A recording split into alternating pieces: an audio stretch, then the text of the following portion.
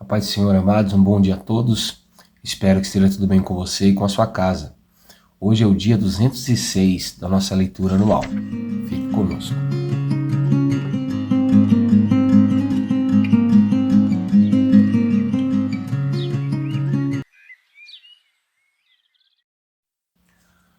Bom, amados, nós estamos no estudo do livro do profeta Isaías, né?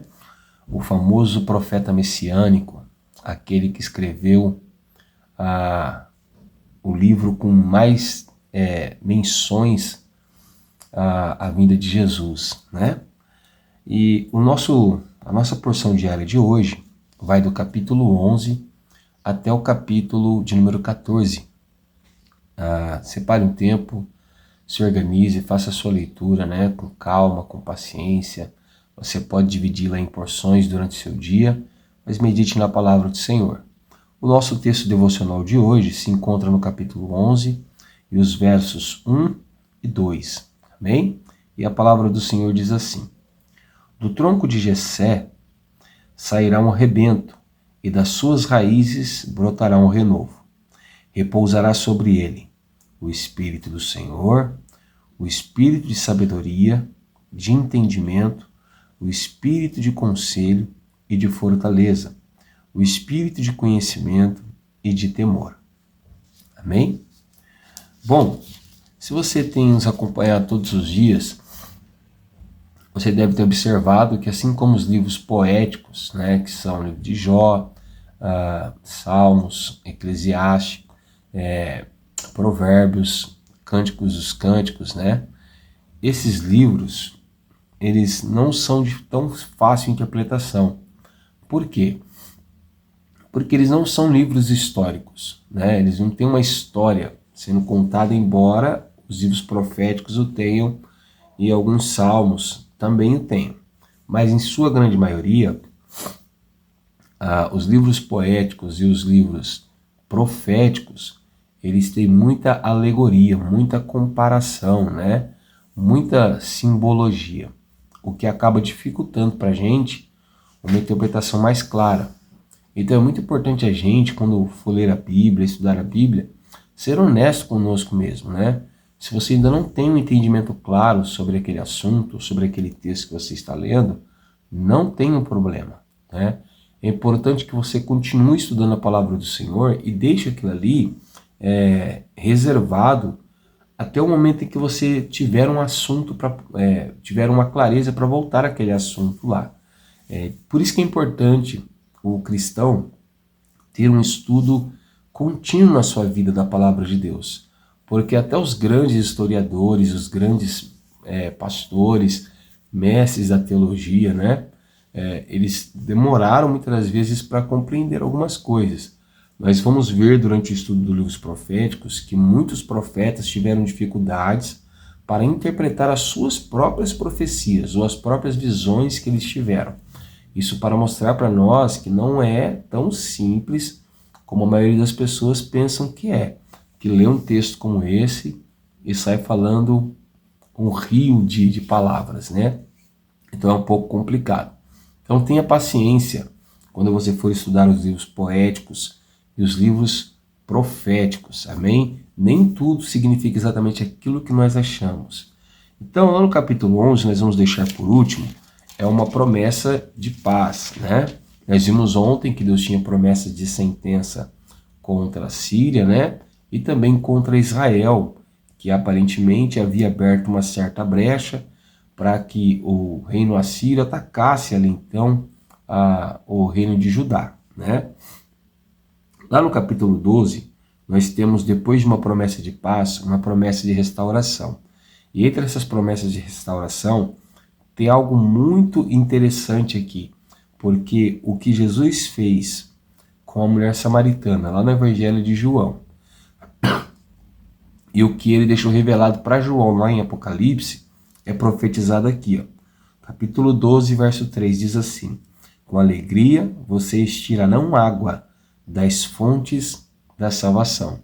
Lembra que aquela mulher foi buscar água no poço de Jacó, e Jesus ofereceu para ela uma água que ela não precisaria de baldes para poder tirar, né? E Jesus chamou essa água de água viva, né? E naquele dia Jesus salvou a alma daquela mulher. Então lá no capítulo 13, nós vamos ter agora a introdução clara, né? bem notória, de uma próxima nação, né? Uma nação mais poderosa ainda do que a Síria já vinha sendo. E é interessante que ao mesmo ponto que Deus levanta essa nação, ele também já levanta um outro inimigo que vai derrubar essa nação. Tudo isso para nós vermos que a história está no controle das mãos de Deus, né? E até os inimigos trabalham sem perceber para que a vontade de Deus aconteça. Nós vimos isso ontem lá. Caso você não viu o devocional de ontem, vale a pena você ver lá, né? Então, amados, lá no capítulo 13 é uma profecia contra a Babilônia. E é interessante que aquilo que nós falamos nos primeiros devocionais de Isaías, nós vamos começar a ver agora. O que? Aquela a famosa frase do dia do Senhor, tá? O dia do Senhor, ele é representado no meio dos profetas como um dia de juízo, um dia de castigo. E esse dia do Senhor, para nós, é um dia de esperança, porque ao passo em que Deus julga os ímpios, ele salva os seus santos, certo? Então nós vamos ver com muita repetição essa frase, o dia do Senhor. Então todas as vezes que você vê a palavra o dia do Senhor, está se referindo a um dia de juízo. E como é um livro profético, nós temos que tomar muito cuidado, porque nem todas as profecias aqui podem estar se referindo a um tempo só, né? Nós vamos ver isso com muita clareza, vale a pena você ficar com a gente. E ao mesmo tempo que também algumas profecias são divididas o tempo, uma parte delas era para aqueles dias, uma parte delas era para outros dias, certo? Então lá no capítulo 13, verso 6, ele diz assim: lamentem, pois o dia do Senhor está perto, ele vem como destruição da parte do Todo-Poderoso. Então vê que o dia do Senhor é um dia de calamidade, é um dia de vingança. Olha que diz o verso 9: eis que vem o dia do Senhor, dia cruel, com ira e ardente furor, para fazer a terra uma desolação e exterminar dela os pecadores, porque as estrelas e as constelações dos céus não darão a sua luz. O sol, logo ao nascer, se escurecerá, e a lua não fará resplandecer a sua luz. Observe que a sentença é contra a Babilônia, certo? Na profecia. Porém, nós temos detalhes dentro da profecia que não se concluíram contra essa sentença da Babilônia, no dia que essa sentença chegou. Porque, ao mesmo passo que essa Babilônia é a Babilônia terrena, ela também é uma Babilônia simbólica. Por quê? Porque o reino babilônico é um reino que esteve presente durante toda a Bíblia. Nós temos a Babilônia lá no livro de Gênesis, temos ela aqui, temos ela nos Evangelhos, né? Ou melhor falando, né? Nas cartas dos apóstolos, nós vamos ter ela lá em Apocalipse. Perdão, amados. Então observa que essa Babilônia, ela não é somente uma Babilônia daquele tempo, é uma Babilônia que Deus vê como uma ação diabólica, né? Então observa que o verso 10, ele está trazendo à luz o que Jesus vai profetizar lá em Mateus 24, certo? Pode conferir lá que você vai ver que vai estar escrito desse jeito. Então, ao passo que é uma sentença para essa Babilônia, também uma sentença para a Babilônia futura, que no tempo dos apóstolos foi o Império Romano, né? Mas que lá na frente vai ser outro império. Também lá no passado foi o império que foi trazido como Babel, certo? Então é muito bom você ficar atento a esses detalhes.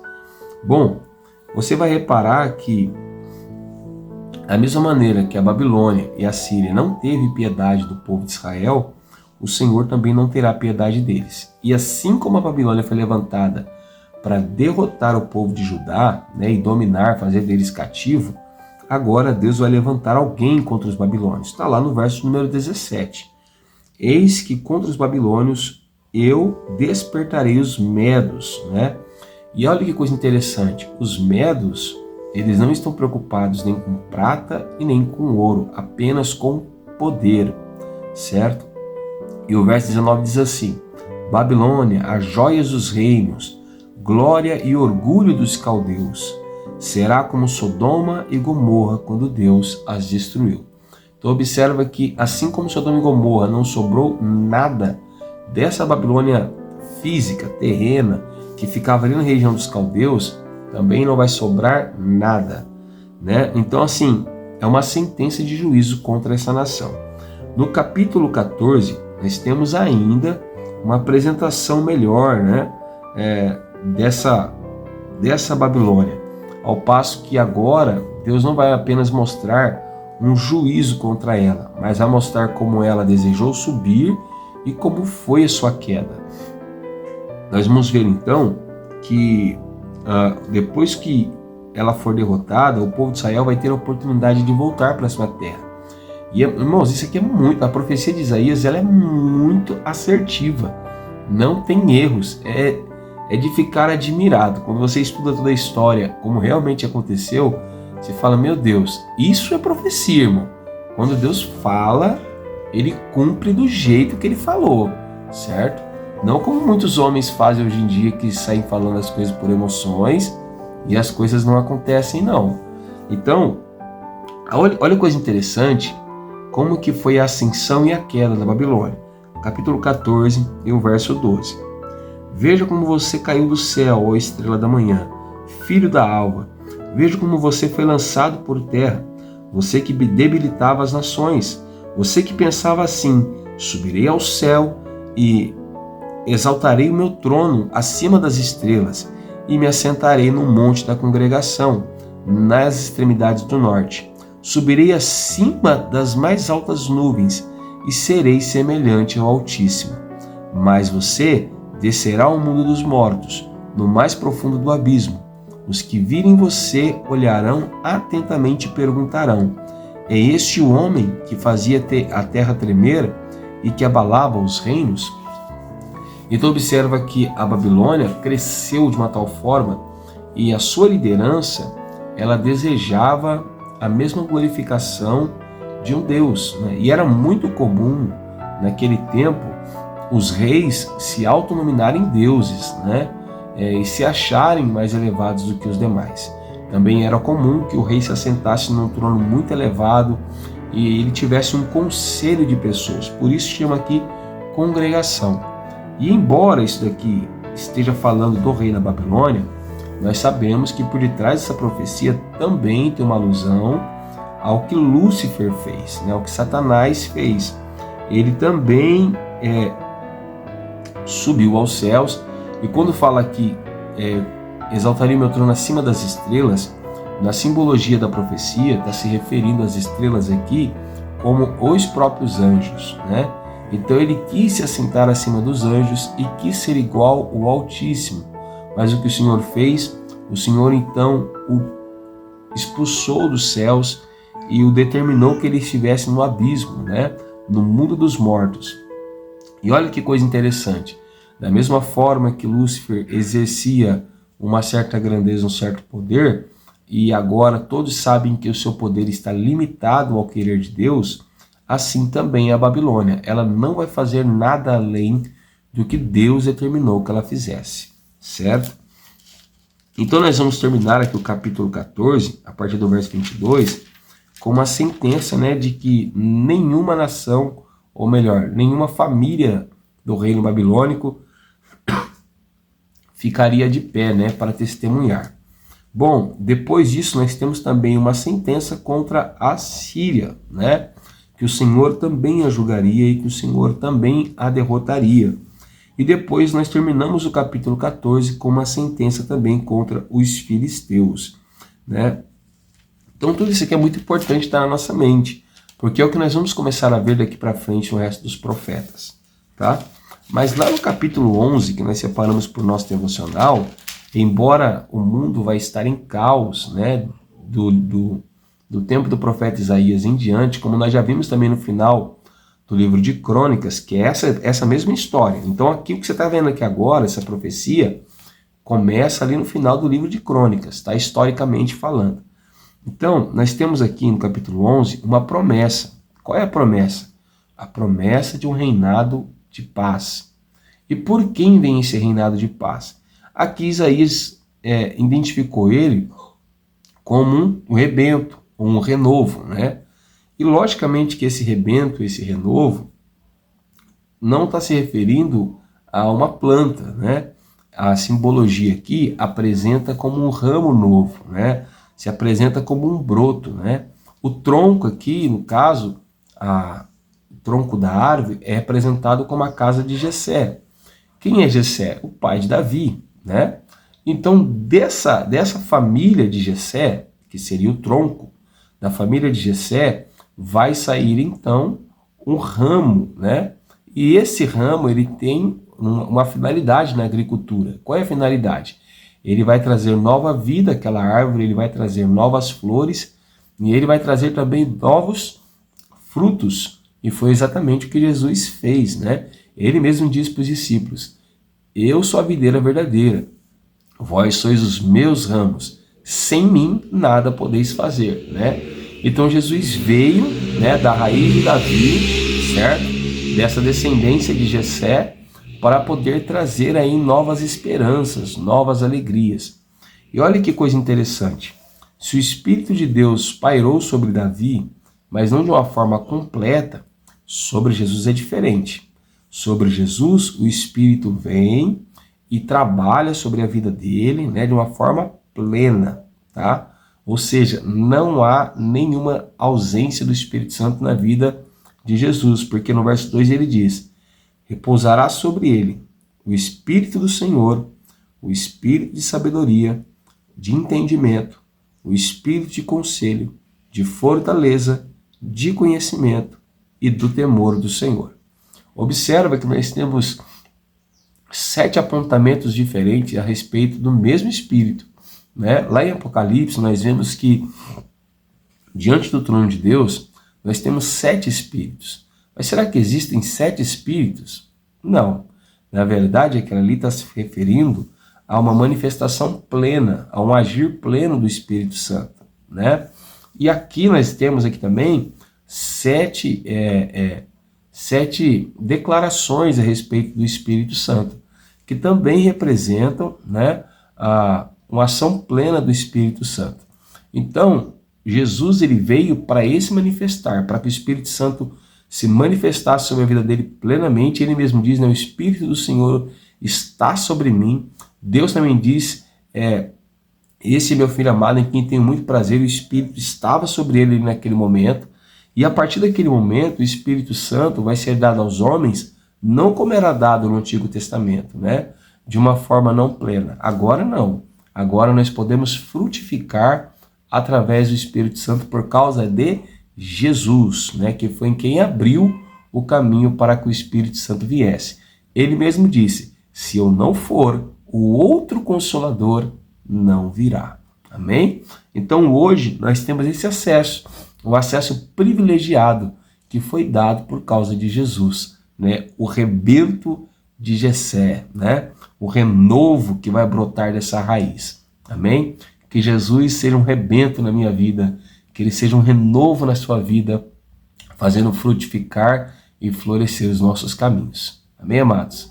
Eu sou o pastor Tiago, da Igreja Pentecostal Poder da Palavra, e quero orar juntamente com você nessa manhã. Senhor nosso Deus e nosso Pai, nós te louvamos, te bendizemos e te glorificamos pela sua bondade, pela sua graça e pela sua misericórdia. Seja conosco, Senhor, nos ajude em todo tempo, nos guarde, nos livre e nos proteja. Nós vemos, Senhor, ó Pai, que da mesma forma que o Senhor determinou juízos no passado contra nações ímpias, esse juízo será decretado novamente contra um povo ímpio, que não te teme, que não te segue e que não, Senhor, ó Pai, tem prazer nas suas leis. Senhor, ó Pai, mas que em nosso coração haja a plenitude do Teu Espírito, que em nosso ser, ó Pai, haja a plenitude da ação daquele que é poderoso para nos levar a uma vida de santidade, o Senhor Espírito Santo.